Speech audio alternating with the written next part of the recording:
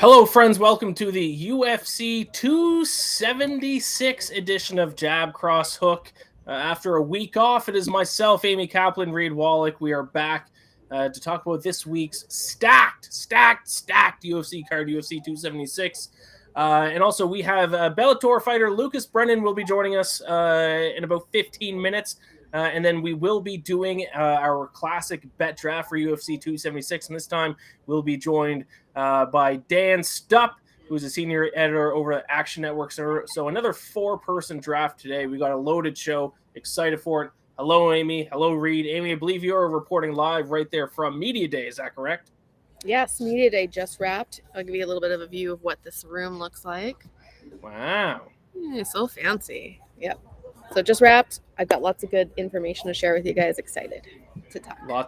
Lots of good information. As always, usually gives you a little bit of an edge in the betting draft because you have some information that myself and Reed don't have.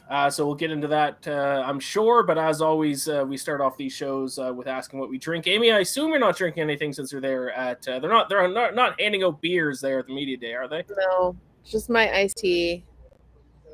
That's it. Nothing fun. I haven't been able to drink in a while. At least it's something.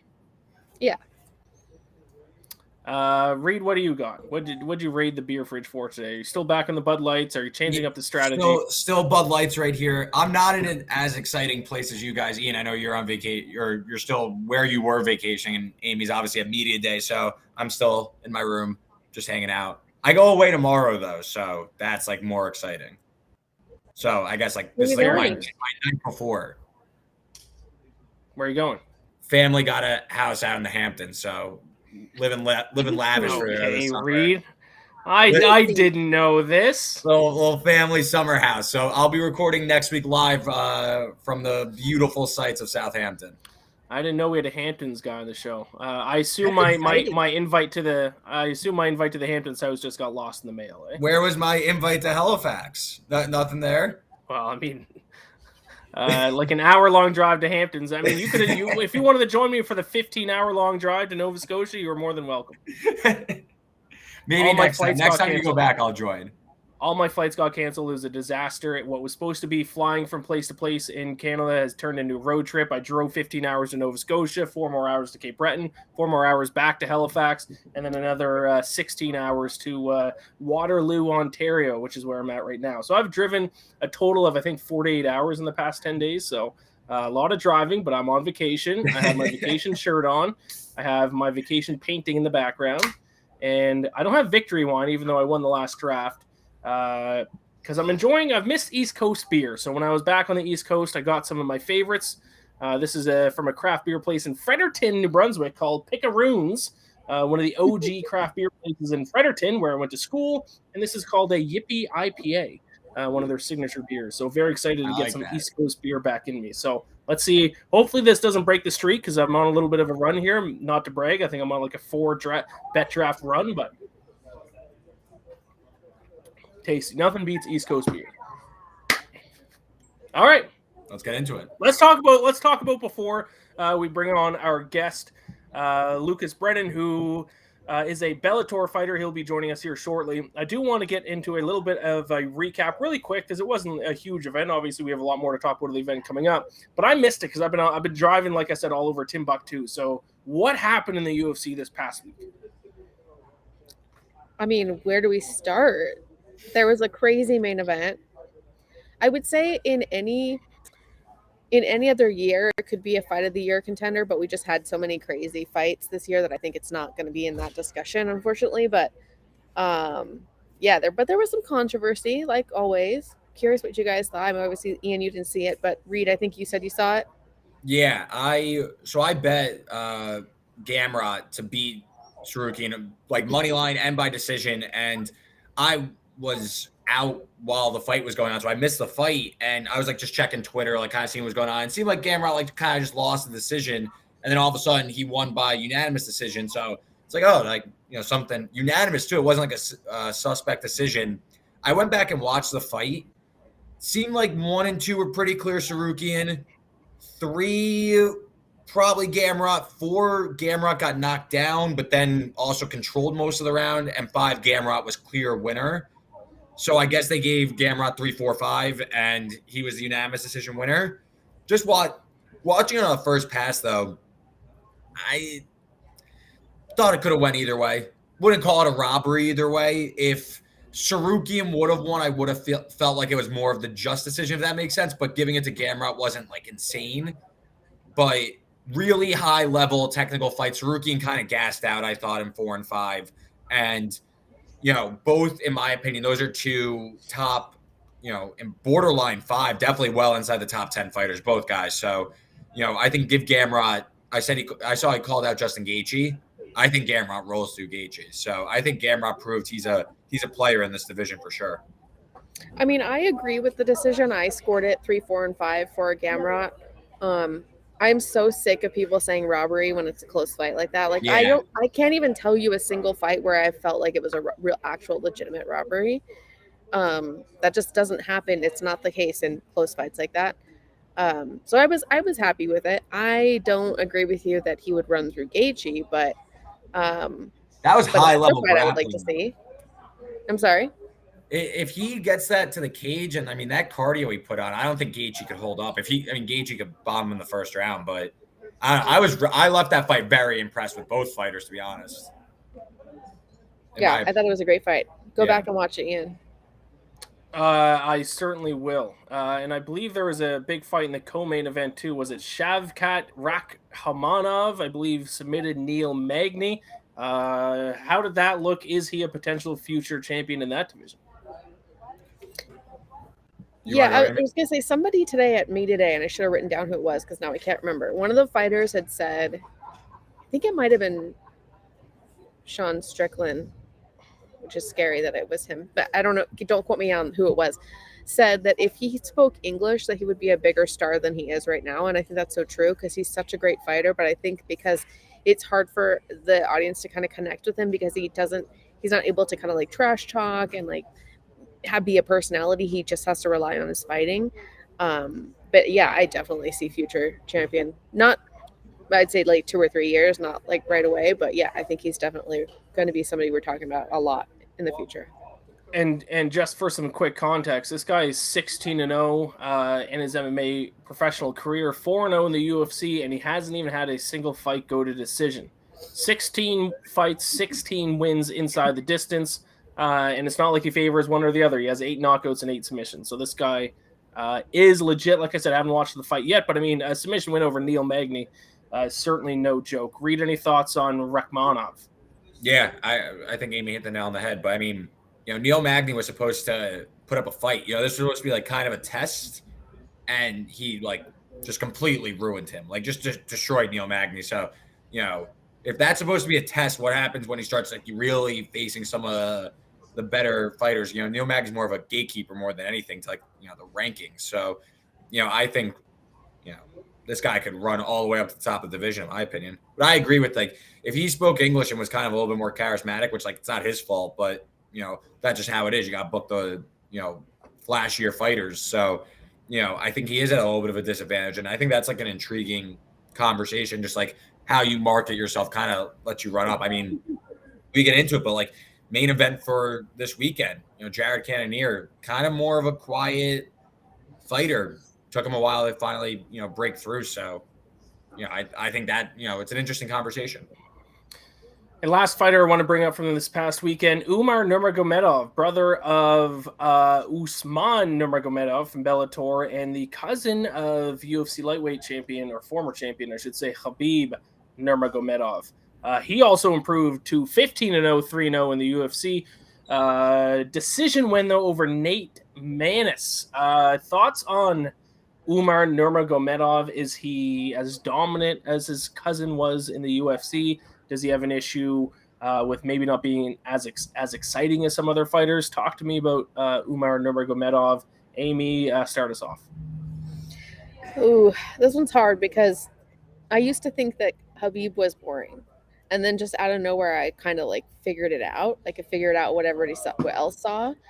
And so I think maybe that's the case with Umar, that I think I just need to like figure it out a little bit more. I think he needs to, almost the same kind of thing. He needs to be a little bit more charismatic.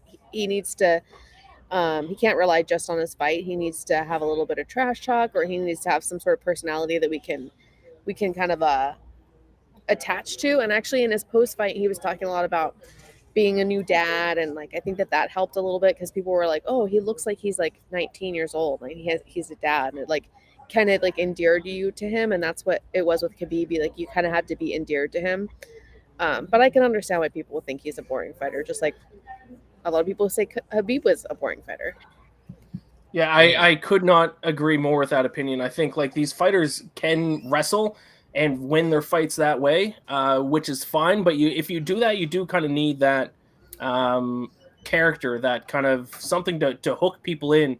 So then, even though you are only wrestling these guys and just kind of getting boring decision wins, they still care, because you have to make fans care one way or the other. You can either do that with exciting fights, or you can do that with your personality. Habib did it because he put on the hat afterwards, and he used to, do the whole Habib smash kind of thing and send me location, and like he kind of built up his his brand a little bit, which started to make people care, even though some of his fights weren't the most exciting fights in the world. So that would be what Umar needs to do. Reed, any final thoughts on Umar or any other fights from this past weekend? Yeah, nothing really jumped off the page. I mean, Umar obviously just kind of absolutely rolled. I think he got a 30-25 scorecard also, just really like dominant performance. I'd like to see him face, like really start kind of climbing the ranks. No disrespect to Nate Maness, but just need kind of a little bit of more marketable fight, in my opinion. So, we'll see. I imagine, he was hardly touched in that fight. So I think he'll be fighting, probably closer to like, September. I think he can get back in the ring. That's just my opinion. I have no idea what he's up to. All right, so that wraps it up. So we are going to talk about UFC 276, but first we have on our guest who is ready to join us, Lucas Brennan from Bellator, just coming off a first-round submission win over Johnny Soto at Bellator last weekend, undefeated 7-0. Lucas, welcome to the show, man. How are you doing? Congratulations on the win. Thank you, man. I'm doing good.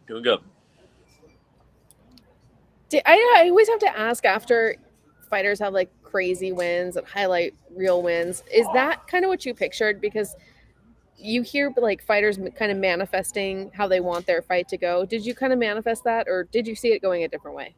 I mean, that was more or less the game plan.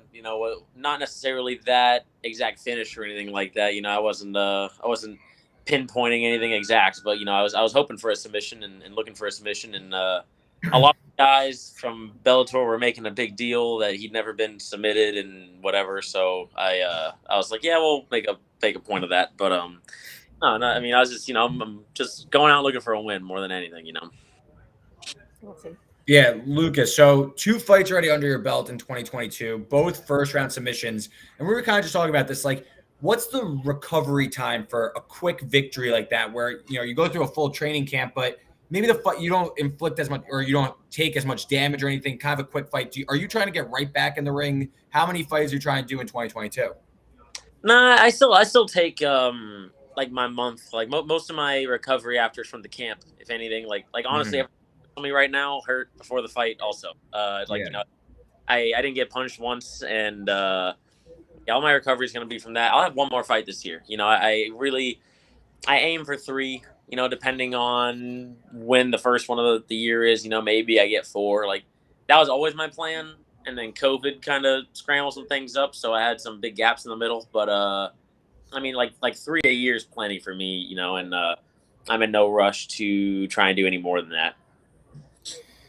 Now, Lucas, we are a betting show primarily, so we got to ask you, do you ever bet on the fights? Do you look at the odds? Have you ever bet on yourself even? Are you a bettor whatsoever when it comes to sport?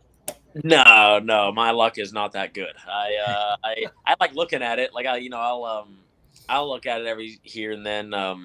I get a lot of messages about how no one bets on me because the odds were a little too whatever. Like, I think this fight they were all right. But the fight before this, like, it was negative 2,000, and they're like, "Yeah, like, I'm not putting anything." I was like, "Okay, like, like I'm not, I get it." But no, I don't bet a whole lot. I know my luck's not that good, so but I follow a little bit. Yeah, your last 3 fights, I just looked it up. You closed at -800, -1500, -1500, -700, and -625. So even though you won You're all those pretty bets, good. you're making it only a couple bucks if they're betting on you. So Yeah, yeah. I've got some kids that I coach too. They're like, "Yeah, we'll put some money down." I was like, "I don't think it's okay, bro."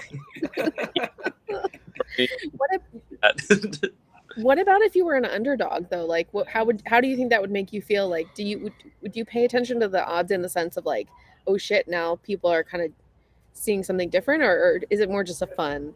No, it is more fun than like I don't look at it. Like even though I'm not the underdog in all of these, I don't look at it for like a confidence boost. Like I just think it's like interesting. I think it's I think it's almost like some of them are like almost disrespectful to the other guy. Like obviously he's going out there to beat me. Like that's his whole game plan, right? So like it really like kind of blows him out of the water. And like sure I win afterward, but still it's like shitty. No, if it was the other way around, I think that would just mean that my competition's stepping up, and no, I think I'd probably just look at it again just for shits. But like it's not affecting how I feel or anything. Now I gotta ask it. I gotta ask you really quick, just about your nickname. Obviously, Skywalker. I assume you are a Star Wars fan, or is it just a play on your first name? I mean both. I'm not as big of a fan as it makes it look. Like I do enjoy the shit.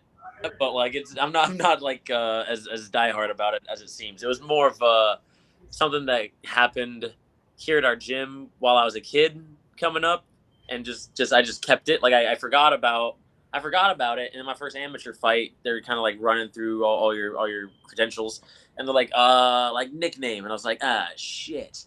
But I was like that. And I was like, oh yeah sure, and I just kind of threw it in there, and I just kept it. But like yeah, I mean I'm a fan, but. It's more of a play with words, I guess, than anything. Would you ever change it? Do you think if it like, no? Nah. Would it be like superstitious to change it at this point? Yeah, I have a handful of things that like I haven't changed that I want to change. I love my walkout song, but I will not change it. Like it's worked for too long now. Like I have a handful of things that I was like, oh, like maybe I would like it more if it was this or if it was this. But also, it's worked every time, so I can't, I can't play with it now. It's too late. The time to change it passed. So you have wins by rear naked choke, anaconda choke. Is there a favorite one? Is there one that you kind of lean on? I know rear naked choke has been kind of the primary one, but is there one we haven't seen yet that you think is actually your most dangerous in the octagon? I mean, I would find, like, even though I'm getting mostly rear naked chokes, I would find that I like not necessarily a particular choke, but like any arm in variation from the front. Like I did an anaconda a little while back, but like anything anaconda, darce, even like Peruvians and such things are all my favorites. I just don't always find myself in the position to work them. I had one that I was working on for like 2 years that I just did the fight before last, an assassin choke.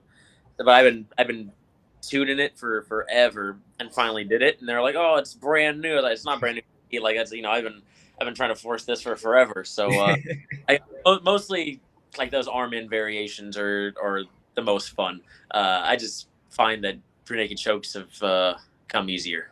Mm-hmm. So you mentioned your walkout song, and I noticed on your social media that you have an insane record collection. Yeah, is that your record collection? Because that's crazy. Yeah, no, it's all mine. I have it's creeping up on like 900 maybe. No, it's a whole. It's like 900 of them. I have the player. I have like a few hundred books and stuff. Like it's a full room of stuff. Like there's too much to even describe in a short amount of time. But it's heavily OCD. Everything's organized. Super and clean as shit. And so yeah. It's been building over the last like couple years.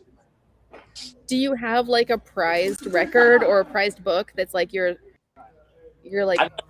I've got a couple that are like probably the most, not necessarily even the most expensive, but the most like worthwhile or would be worth a lot. Yeah, I got like a wall of them because I'm decisive. I've got like a particular setup of like 10 or 15 that are like the most like I'd never get rid of them. Like I don't sell any of them anyways, but I would not get rid of them. Like they took forever to find, and I'll definitely hang on to them and like first pressings and things like that. But not one in particular. I'm way too indecisive. My top 5 has 20 in it. So, is there anything on your wish list that you're still looking for that maybe somebody watching has?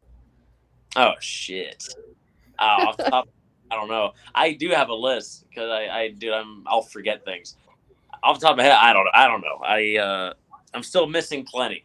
My list continues to grow, unfortunately, as I find more stuff. I've just developed my Spotify playlist into a physical format. it's all just I've just moved it into like I can actually hold it.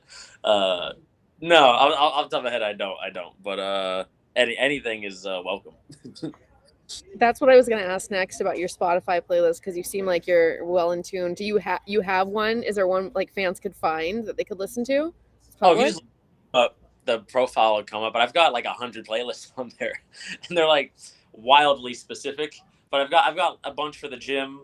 I got different like I'm at the gym right now. Once I'm done, I'll go hook myself up. But like I got different ones for everyone. Depends on who shows up to class, what class I'm running. Like everything's very specific for the day and like fight day. Like my fight, I have a fight day playlist. I have everything for specifics, just like just everything's just kind of where. And I just have a random question, then the boys can get back to asking you about fighting. You have an orange cat, is that correct? Yeah. Because I have an orange cat. I got to know the cat's name. Yeah, he's a little douchebag. It's awesome. A boy? A boy cat? Yeah. Me too. Cool. All right. I just had to, I was like, opponents have. What was that? Sorry. He's hurt me more than my last 7 opponents have. Amazing. Cool. Thanks. Yeah, this is definitely a pro cat podcast. I have a cat myself, so love to hear it. So what's next, Lucas? What's kind of give me like kind of your short-term and long-term goals in the sport? I mean, more or less like short-term, just looking for another fight. I'd like to get another fight in by the end of the year. I've hated there's some gaps in between my fights, like 6, 7, 8 months from either everything closing because of COVID or me having COVID. So, I'd like to keep my schedule how it's been going and continue to do like every 4 or 5 months have a fight coming in. And long term, I mean, as of right now, I'm just looking to continue doing that. Like I have no one to call out. I'm not trying to talk a whole lot of shit or anything and make a big deal out of anything. I want to continue winning fights. And honestly, once this contract's done, because this question seems to come up a lot, once this contract's done and I sign later on with Bellator, I would then start knocking on some doors and really trying to get in the rankings and whatnot. But it's something I don't worry myself with yet. I think everyone's end goal, right, if they're really in this to succeed, right, would be to get the belt, right, later on. But that's just, it's not something that I worry myself with at the moment, because things change. Like when I first got into Bellator, the rankings were ridiculously different, and who had the belt was different, and everything, everyone's going somewhere else, right? The more fights I've won, the more I've seen either people retire, they move weight classes, right? So what good is it going to do me right now to say I want to fight so-and-so for the belt if by the time I'm there, they're retired, they've moved to the UFC, wherever, So really my only goals right now is just continue winning fights and continue doing so in the fashion that I'm doing so, like respectfully, like I have no shit to talk and I don't really have anyone to call out. I love what I do. And so I just want to continue doing that the way I have. What about something like boxing or WWE? Because Valerie Lareda just announced today that she signed with WWE.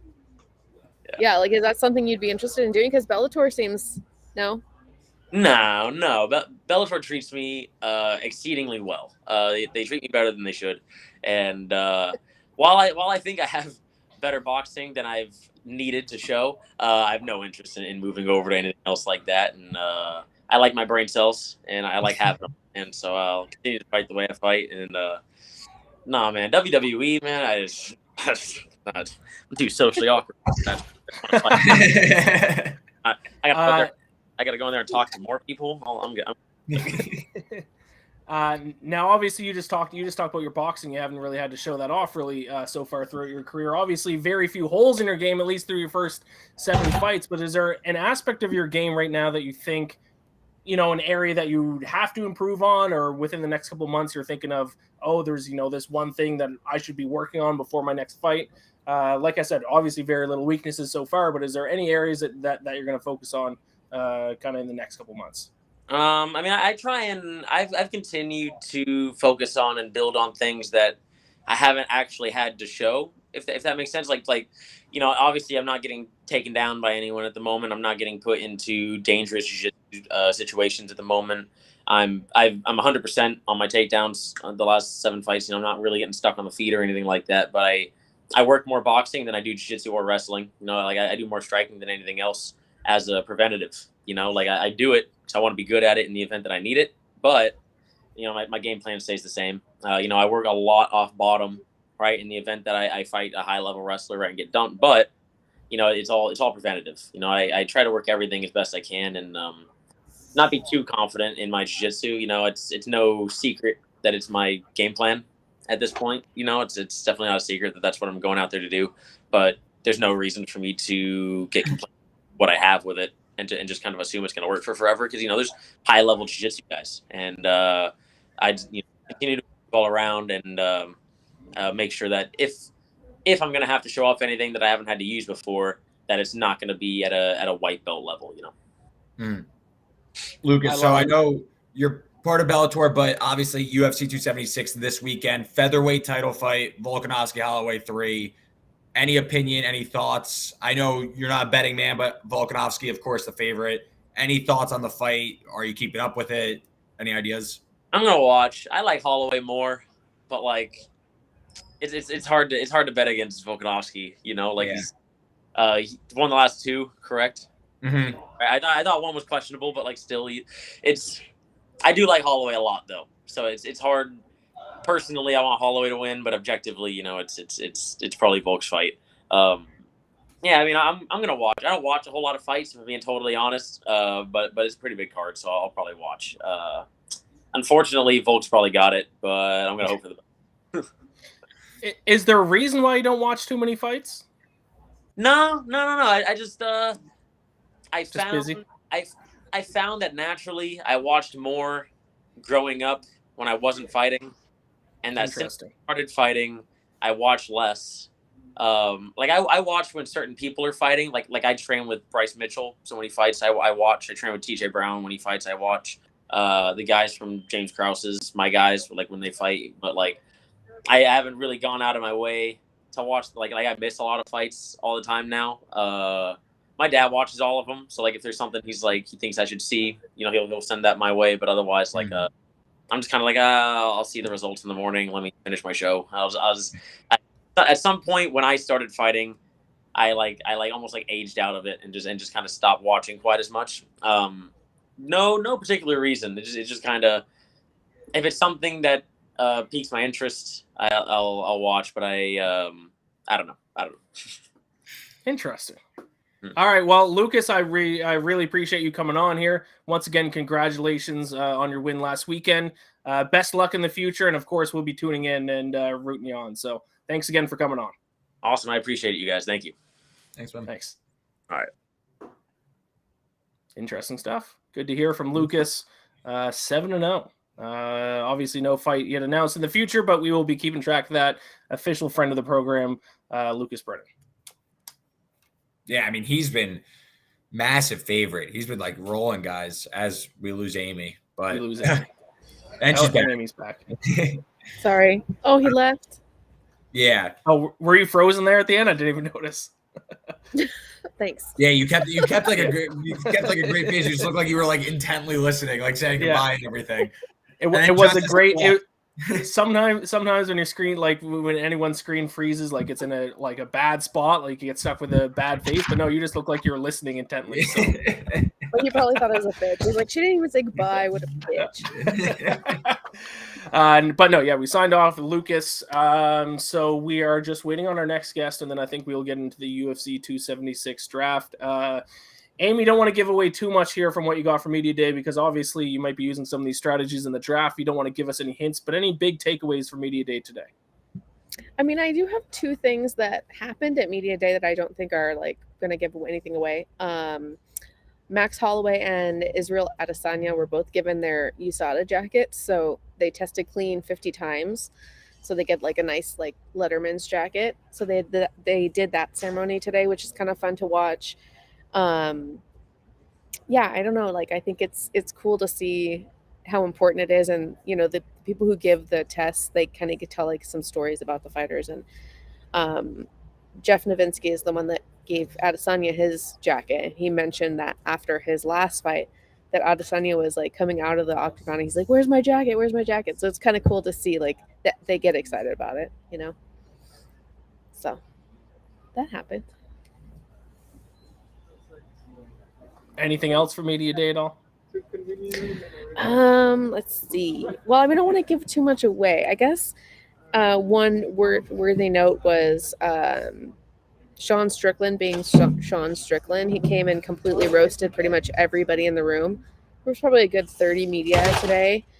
And he picked people out individually and either made fun of what they're wearing or what kind of car he thinks they drive or like what kind of hobbies they have. So it was kind of fun. So if you have a chance, you should go back and watch that. Amy, unrelated to the winner of the draft, but is it Sean Strickland, Alex Pereira? Is that a number one contender match, you think?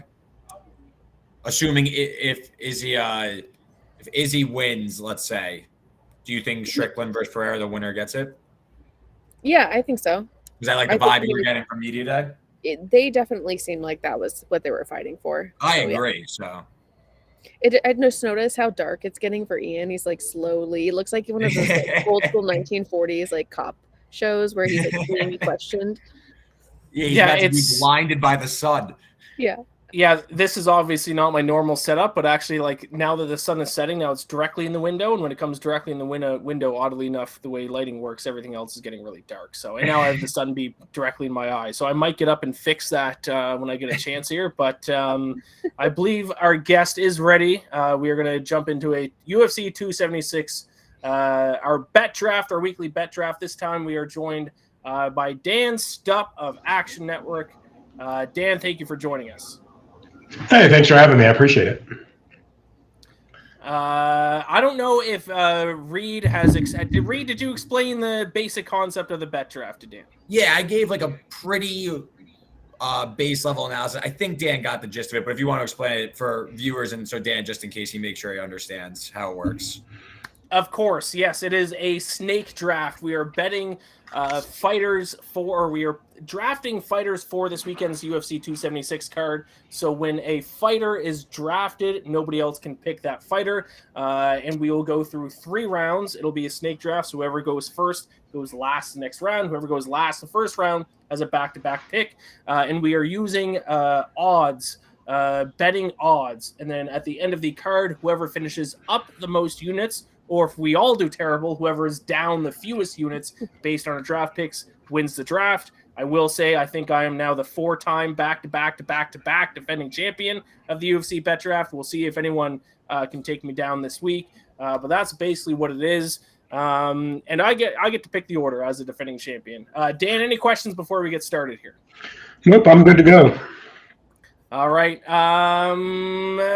What order do I want to go? I think I am going to go first. I went first last time. I'll just keep that up. Reed, I'll make you go second. Okay. Dan, you will go third. And then Amy, you go fourth, which means you then get the first pick of the next round as well. We did not clarify this. Is the first round prelims only, or is it all mixed in? I say let's just mix it in. Mix it in. I think we've thrown away that rule of first round being prelims only. So everything is available on the board right away. And I am going to start. So first overall pick, I'm just going to tell the producers, and I'm going to filibuster here for a second because it is in one of the 2 title fights. It is in the co-main event. Give me the underdog in Max Holloway.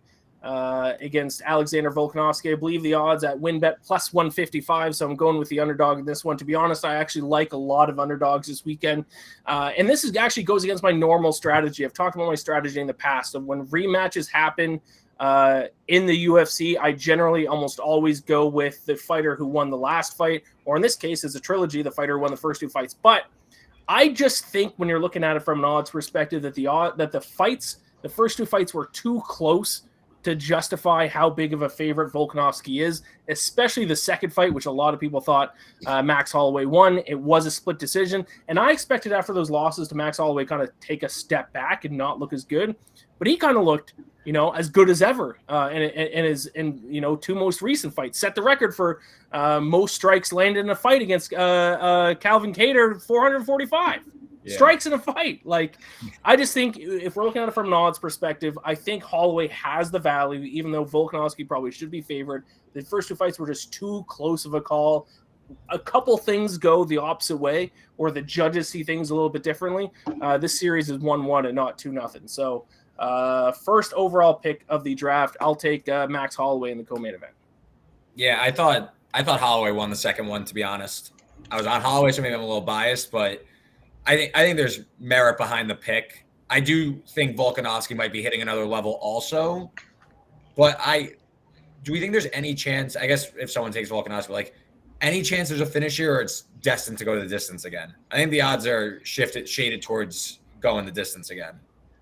I would love to see it go the distance again. I think too, with Max, he knows that this is going to be his last chance. He's not going to get this chance again. So I think that, not to say that he wasn't trying those first times, but there's an element of like desperation there, which we can't underestimate.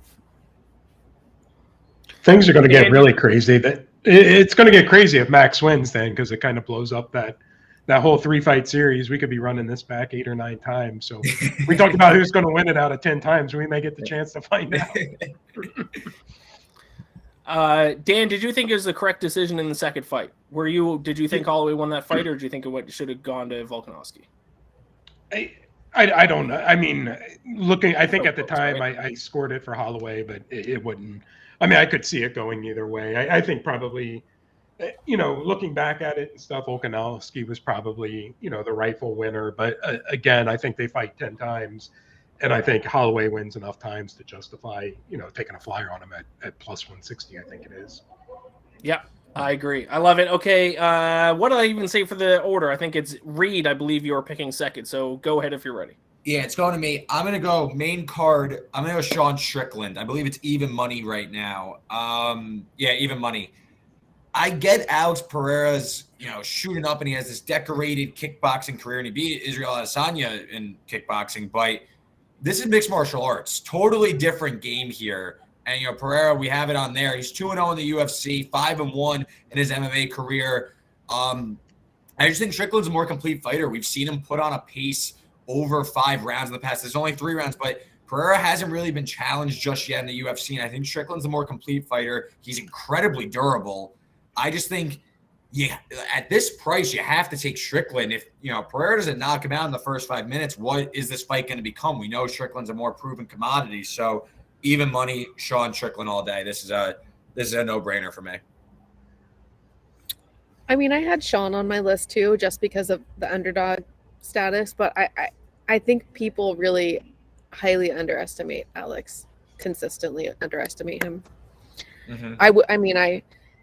Sean was far down on my list. He was like, in case you guys took my other ones, but I just think there's a reason the odds are so close here. Oh. It's going to be a great fight. Yeah, and obviously for people who don't know, Alex Pereira, decorated kickboxer, only 5-1 right now in his MMA career, but 2-0 inside the UFC. So we'll see how that shakes up this weekend. All right, if no other comments about that one, maybe someone's going to be on the other side. We'll see. Dan, you are up for your first round pick. Well, you guys have taken 2 of my favorite picks for the weekend, so I'm going to have that's part of it. There's gamesmanship out there. I was like, okay, I got my 4. I'm all good. But, I'm actually going to go with Jalen Turner here. I got a much better price earlier in the week. I think there's still some value there. I still think it's the right play. the height and reach advantage is obviously a huge thing. But I think he's facing a guy in Riddell who is very hittable. I think Turner also has got kind of some wild cards working in his favor. He's fought on a lot of pay-per-view cards. I think he's the type of fighter who really feeds off that type of kind of that environment. I think he's at his best when he gets all hyped up, and I think he's high enough on the card. The crowd's going to be there. I think he's going to get a really nice pop, and we've just been seeing him getting better and craftier every time out, so I have no reason to think that won't be the case here. I've got him winning this, maybe 70, 80% of the time, so even at, minus 155, I really like a bet on him. Friend of the program, Jalen Turner. We've had him on the past, and I could tell from your immediate reaction, Amy, that might have probably actually, I can guarantee, was one of your picks. So there you go. So yeah, so Dan, we stole a couple picks from you, but then it looks like you went right back and stole one from Amy. So yeah, you won't see me arguing against a Jalen Turner pick, like I said, friend of the program. So we'll be rooting for him for sure. Which brings us to the final pick of the first round. Amy got back-to-back picks. I know Jalen Turner was just stolen from you. Hopefully you can scrounge up a second one because you do got back-to-back because it's a snake draft. But what's your first pick? What's your first round pick? Okay, so I have not been doing so well in these drafts. And part of that was because I was not thinking with my heart. I was thinking with my head. Okay. And I'm trying to type while I'm talking, which is, oh my gosh, I cannot spell this person's name for the life of me. I'm telling the producers what it is. So I'm going to go with my heart again because I had stopped doing that. I'm just going to go with my heart. Jalen was my biggest piece of my heart, and that was stripped from me. But I'm going to go with Gabe Green. It's plus 145, I believe. I think he's another one that gets really underestimated, and I think going up against who he's going up against has got like this aura of like star on the rise. And I don't know. I can see Gabe kind of giving Ian a little welcome to the UFC. So that's where my heart is. A little bit lesser piece of my heart, but still. Yes. Because he is fighting Ian Gary. He's not going to, unfortunately, beat me. But Ian Gary is he spells Ian the wrong way, unfortunately. He doesn't have the second I in there. So he's not a brethren in name. I got to toss in the second I. But yeah. Yes, maybe. Is it? I don't know. I don't know. No, it's like Scottish. Mine's Scottish, not Irish. So is that the difference? Is one Irish and one Scottish? That would kind of make sense. So Gabe Green off the board. He's the second final, I guess, the co-main event of the prelims. Jalen Turner's in the main event of the prelims, the prelim main fight. So there we go. Let's wrap up the first round. Did we all go underdogs? No, Jalen Turner was the favorite. So 3 of the 4 picks in the first round are underdogs. I went Max Holloway in the co-main event. Reed went Sean Strickland at even money, just a slight underdog in that one. Dan went Jalen Turner minus 155, and Amy finished it off with Gabe Green at plus 145. Amy, I thought you were going to say that you're going to change your strategy, and you've been losing lately because you picked so many big underdogs. I was expecting a favorite, but you're going to stick to your usual strategy of underdogs. I like it quite a bit. We are back to now the first pick of the second round, which is your pick again because of the snake draft. Amy, are you ready with your first pick of the second round? Yes. And, I was because Jalen is a favorite. So he was going to be my favorite of my picks. But now I'm going back to underdogs. So, again, going with my heart here, I'm going with Pedro Munoz, who is fighting Sean O'Malley. I think he's a sizable underdog, and I think that's silly that he's that big of an underdog. Obviously, Sean O'Malley's Sean O'Malley, so there's a reason why it is what it is. But I think that Pedro is not the type to believe that hype and like live up to that hype. He's more of a I'm just going to go out there and fight. He's faced some of the greatest fighters. I think we lost Amy. We lost Amy for a second time. I will say while Amy tries to reconnect here that was one of my picks. That was also going to be one of mine. Me too. Maybe I should have taken Pedro Munoz overall instead. Yeah, while we wait for Amy, go ahead. Sean, I think I'm like you're either with Sean O'Malley or against Sean O'Malley. I'm in the against camp. When he fights a real fighter that could actually stand and throw with him, like Pedro Munoz has never been finished in his career. I know he's 5'8", 5 inches shorter, 7 inches less of reach, but I think Munoz could definitely hang with him, throwing some of those leg kicks. Sorry, Amy, I was making the case for you while you were reconnecting. Thank you. We all agreed with you, by the way. Okay, good. Because the Apex Wi-Fi here is shit, so I keep getting logged off. I apologize. Yay, Pedro. Yeah, and the one point I wanted to say, I was going to say when I was going to pick him, was that when Sean O'Malley lost his fight, if I recall correctly, he lost that fight to Vera, and one of Vera's biggest weapons was low kicks, I believe. And that's one of Pedro Munoz's biggest weapons that he can use in this fight. So, yeah, you stole my pick, Amy. Yay, I love stealing picks. Okay, so Dan, it is back to you for your second pick. I don't know if Pedro Munoz was one of yours as well. Hopefully not, because that would have been 3 of your picks stolen. But who do you got for the second round? Okay, I'm going in strict fade mode here, and I'm going with Jim Miller. I was hoping that this would have been lined a little closer than it is. I think a lot of my rationale for why I was picking Joe Lauzon over Donald Cerrone kind of applies to this fight. Obviously, it being at welterweight, I think a lot of people feel like that's going to benefit Cerrone without the weight cut. I think he's already been through 2 weight cuts. I think he's probably a little annoyed that he hasn't fought already. I just really kind of question his motivation in this fight. But I think there's a lot of intangibles kind of beyond just the technical breakdown of the fight that really works for Jim Miller here. And this could be me just getting way off base here and reading too much into it. But we know these guys are fighting for the record for the most career UFC wins. And I think for a guy like Jim Miller, like, that's something he can really hang his hat on. He's a durable guy. He's been around forever. He wants to fight at UFC 100, 200, 300. He was never really close to a title or becoming a champion. This is something he can really kind of make his thing. And the fact that he's talking about fighting beyond this one.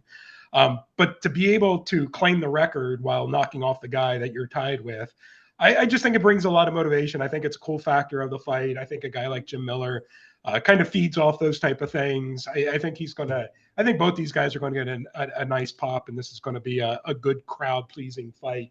But I really like Jim Miller here. At minus 220, I'm not quite as excited about it. But I think he wins this thing, 80% of the time, if not more. I just really question Cerrone's motivation for this. I just really like Jim Miller in this spot.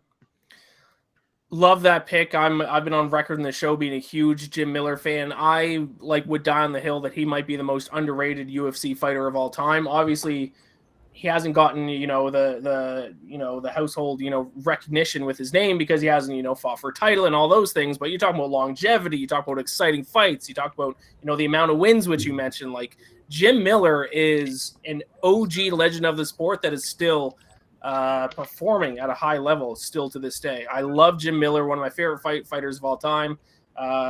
He was possibly going to be a pick of mine. So there's another potential one stolen from me. So yeah, you guys know, twice I was on the Joe Lauzon train. I was betting him round 1 knockout, all that stuff. So, Miller, obviously a much, now he's the favorite, made Cowboy the underdog. So I'm going to have to find, probably not going to lay it with Jim Miller, but I'll probably take inside the distance round 1, same stuff as Lauzon, and hope I could cash one. I think I saw he's plus 400, 500 first round finish. So I think Jim Miller is clear. I know they fought about the same amount of fights, but it's 2 different calibers right now, given their recent form. So I agree with the pick. Right, Reed, that brings it to you for your second round pick.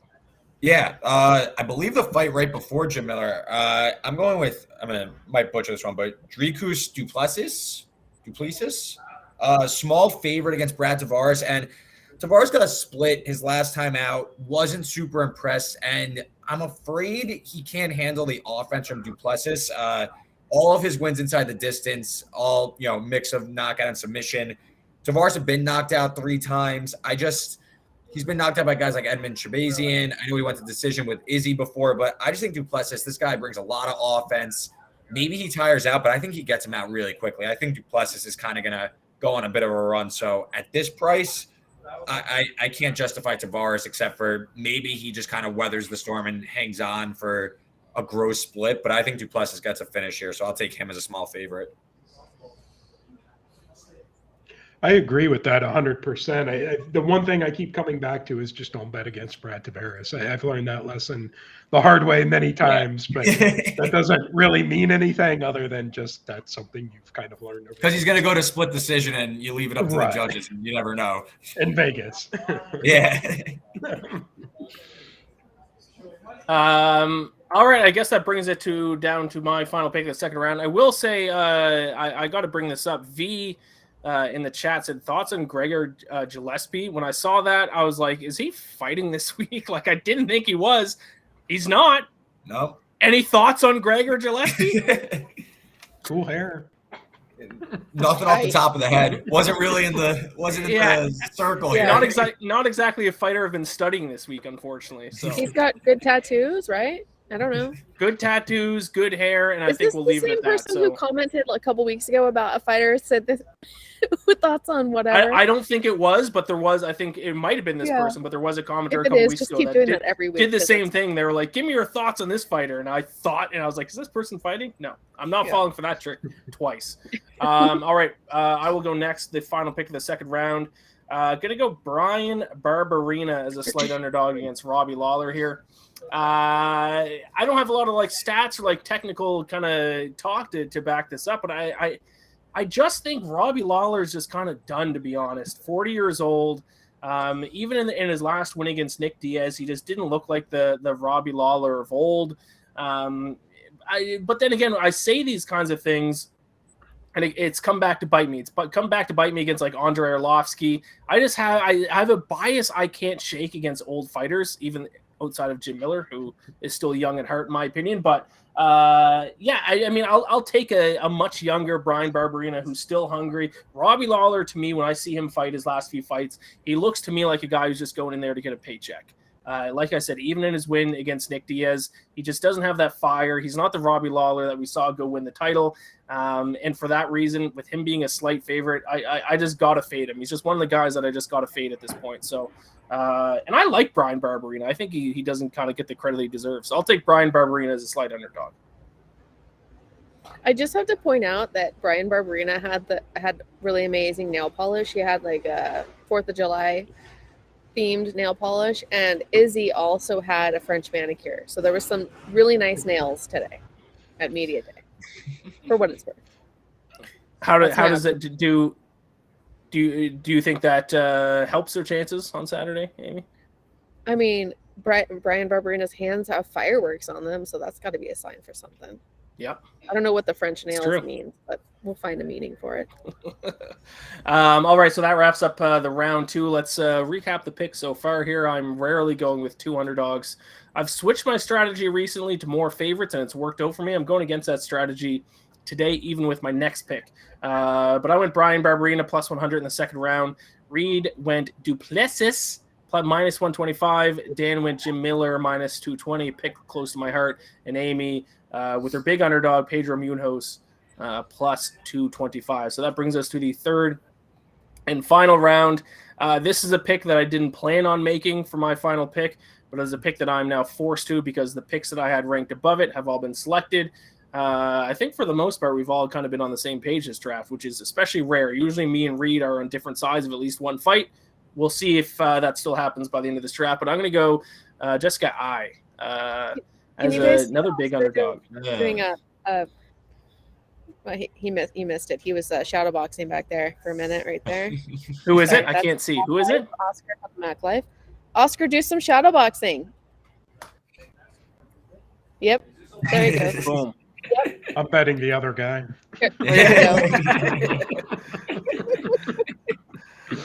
Sorry, guys. Just noticed that.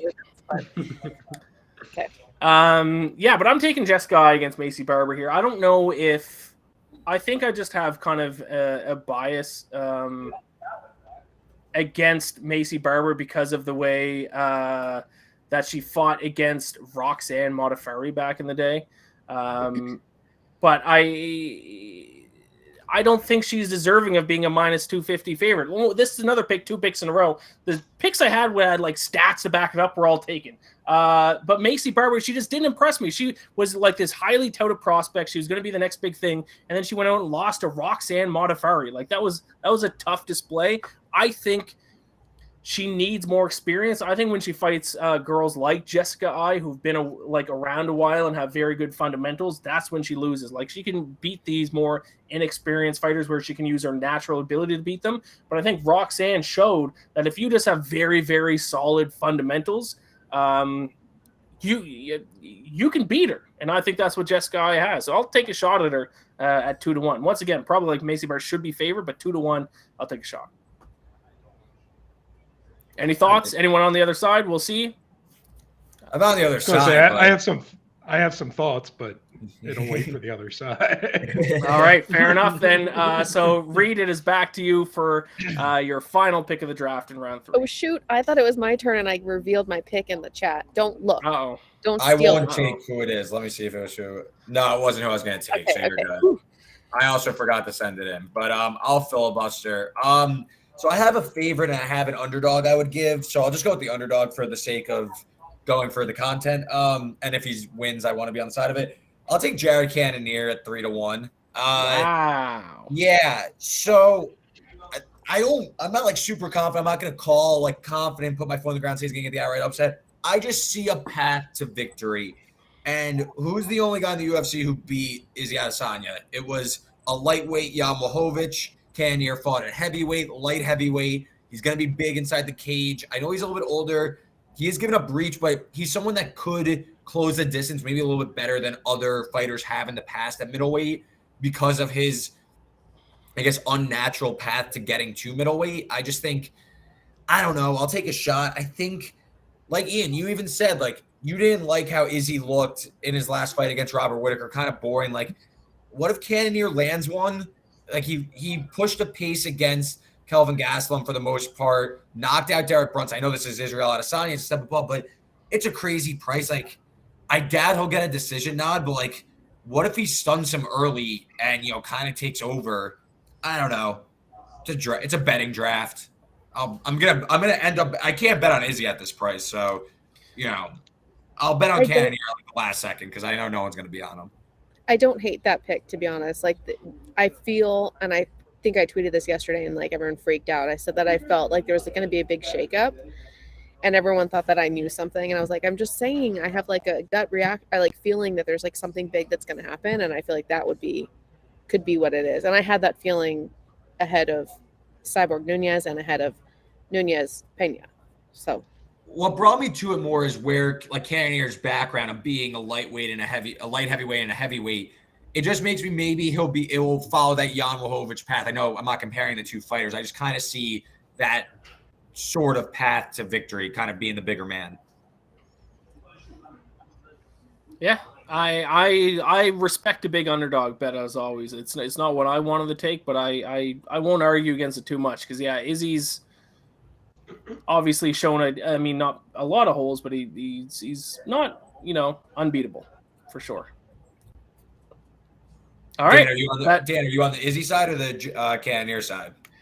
I actually have Izzy in a parlay with Sean O'Malley. When we were talking about that fight, then I had that fight on the other side. Okay. But I got much better prices like on Sunday and Monday where I feel like if you were going to bet him at this point, it's probably time to start looking at the Bye, FanSided. It's Jose, former editor, FanSided editor. Sorry. Hi, Jose. I am now the last person here. All right, Dan, that brings us to you for your final pick of the draft. Who do you got? I'm sticking, man, I didn't plan for it to be this chalky, but it's staying pretty chalky. I'm actually going to go with Macy Barber here. I hate to bet folks just to fade the other person, but you had talked to that. You didn't like how Barber looked against Roxanne, and I just kind of go that I haven't liked the way that Jessica Ai's looked against anybody. I don't think we've seen her make much improvement the past few years. I think Barber is probably still doing a little bit of improvement. I think ultimately she probably just forces this fight to the ground. She's got a kind of dominant enough top game where she could make this a boring fight and drag it out 3 rounds and clearly win 2 or 3 rounds. So I don't think it's going to be the most exciting fight. It's not the most exciting pick. There's not a whole lot of value betting someone minus 245. But again, I've seen nothing from Jessica Ai to make me. There's plenty of knocks on Barber. I just don't think there's enough positives with high, to justify that. So again, kind of a bottom of the barrel pick. It wouldn't have been one of my first ones, but if I'm going to choose a side on that fight, I'm going with Barber. It wouldn't be a bet draft if I was not on the opposite side of at least one person. So I'm glad that you made that pick, Dan. Keep the tradition alive. It was a bottom of the barrel pick kind of for me as well. I see your points. Obviously Jessica Guy's fought, I think it's fair to say, higher level competition than Macy Barber so far, but still, you're right. I mean, if Macy Barber wins this fight, not to contradict my own pick, but the wrestling, the top game is kind of the route to victory for her, and she can definitely get the win that way. So we will see, my friend. Getting 2-1 odds on Jess Guy too. I mean, that would make it a much more, a much easier pick, So I get it. Yeah, for sure. Okay, Amy, you gave your pick a little bit earlier. Hopefully it wasn't one of the ones Reed or Dan just gave, but the final pick of the UFC 276 betting draft, let's hear it. Well, I got to go with a little bit of tradition here. When Cowboy was originally scheduled to fight, God, I don't even remember who it is now. Whoever that was. I picked Cowboy. Lozon? Yes. Joe Lozon. Yeah.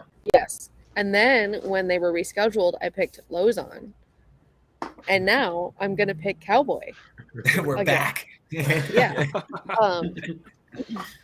My reasoning for going against him the second time was because I felt like maybe that sickness was like a little bit of an excuse, or like I was worried about him cutting weight again so close. But he's not going to, it's 170.